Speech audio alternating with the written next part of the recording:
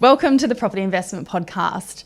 Now, MP Funds Management, our real estate investment business, has provided investment funding for over $1.3 billion worth of investment-grade real estate transactions, and we have produced an investment return of 22% across the board, with the lowest being 9% and the highest being 42%.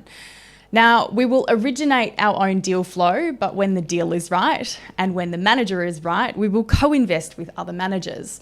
Now, one such of those managers is Ashe Morgan, and today I'm excited to share with you my discussions with Michael Rothner, who is one of the co-principals of Ashe Morgan. Now, key among the attributes that we look for in a partnership are transparency, track record, co-investment, and obviously a deep knowledge of the subject matter. So Ashe Morgan have got a $10 billion track record, a 40-year history, and they are long-term holders of investment-grade real estate. I hope you enjoy the interview.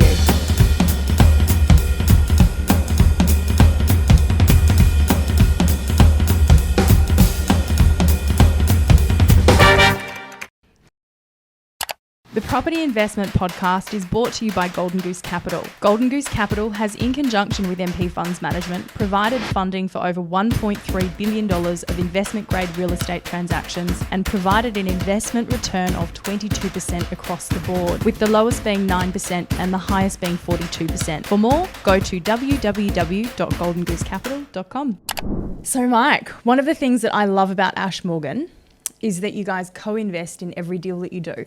And it's not listed co-investment, it's your principal co-investment. So each of the principals of Ashe Morgan co-invest in every deal. You guys have been going for 40 years, you've done $10 billion in transactions and a $4 billion pipeline. Can we talk through how you started the company? Sure. So Michael Moss started the company 40 years ago. In fact, the 40-year anniversary is coming up in January 2021. He'll have started that company 40 years ago, and I joined him just over 30 years ago. So we've been in business a long time together. Elton, our other partner, joined us 25 years ago, and Mandi, his son, is almost 20 years with us. And our CFO, Hans, has been with us 15 years. So it's as you say, it's a combined partnership of 130 years, which is it's a long time to be in business with people. It's like a marriage. It is. And so Michael Moss started the business, you were second to join. And what was that? Tell me a bit about that story and how the meeting happened. So I was working at the time in stockbroking, and the guy that was running the options division of Ord Minnett at the time connected me because he was friends with Michael Moss and said, "Oh, look, I think you should meet Michael. I think you guys would get on."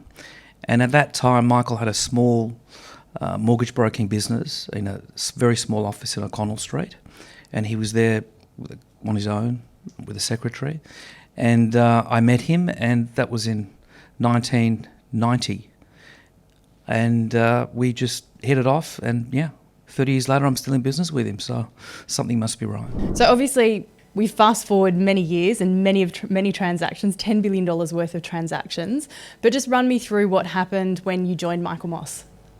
So as I say, it was a very small sort of finance operation, and I joined at a time when the banks really controlled the whole financing industry. And at that time, in the early 90s, super came into the picture, and super became compulsory, as you know. And what happened through that process was that mortgage trusts started to evolve. At that time, other than the banks, you could really only go to private lawyers or private lenders for money, and the businesses were all about accessing that money for people that really couldn't borrow money from the banks. And really what happened in the early 90s was we started to access funds from a number of institutions that decided to lend on real estate. And so from there, what happened? Because you guys ended up with one of the biggest mortgage books for real estate in Australia. Yeah, so really what happened was that our business was sort of really catapulted by the fact that a lot of these mortgage trusts came into the market, such as Challenger, AXA, Public Trustee, Perpetual Trustee. All these guys started to lend money in the mortgage space, and we started to sort of access all this funding that generally wasn't available, and through that we started to compete primarily with the major banks, and be a sort of an Aussie home loans in the sort of non-residential market. And we became very big lenders in the commercial and the construction development space. Thanks for tuning in to the first 5 minutes of the Property Investment Podcast. The Property Investment Podcast aims to bring together the best minds in the investment grade real estate sector. For the full episode and access to the live follow-up webinar, go to the MP Report Premium subscription at www.my-property-report.com.